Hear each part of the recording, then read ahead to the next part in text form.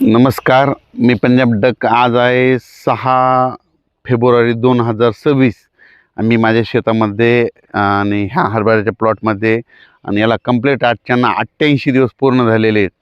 तर आप पाहू शकता की किती घाटे म्हणजे लागलेले आहेत. हे संपूर्ण प्लॉट बघा 88 दिवसाचा आहे. इथं एकरी आम्ही 55 किलो पेरलेला प्लॉट आहे. म्हणजे वेगवेगळे प्लॉट आहेत. मी म्हटलं होतं ना वेगवेगळे प्लॉट तुम्हाला दाखवतो. तर हे बघा किती दाट आहे.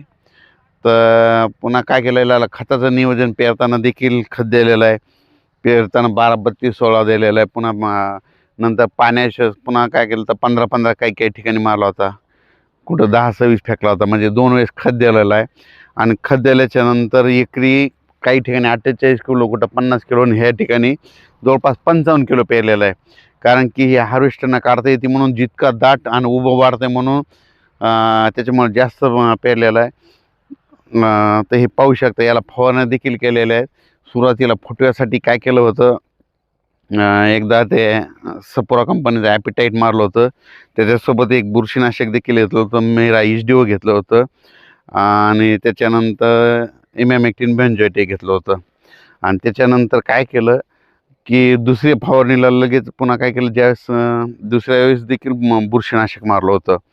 मग प्रायझर एकदा मारलं आणि तिसऱ्या एकदा पुन्हा परत काय केलं, प्रायझर मारलं, एक्सपोनस एक मारलं. म्हणजे असं हे करून हे प्लॉट आहे. पाहू शकता एक देखील म्हणजे किडका नाही, काही नाही. एका घाटाला सुद्धा आळीनं डंक नाही. आणि यावेळेस एरवी यावर्षी म्हणजे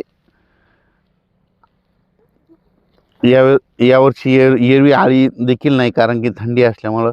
ते हे पाहू शकता किती घाटे आहेत याला.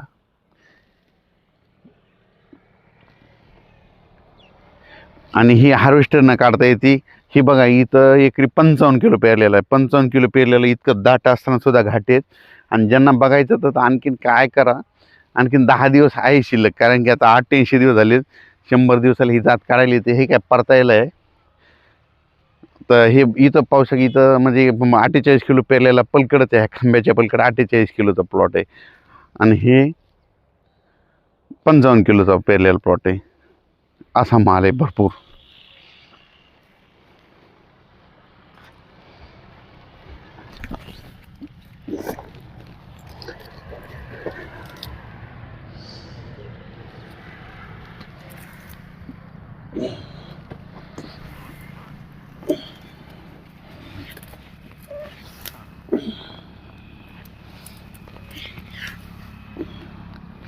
मदत देखील बघू शकता.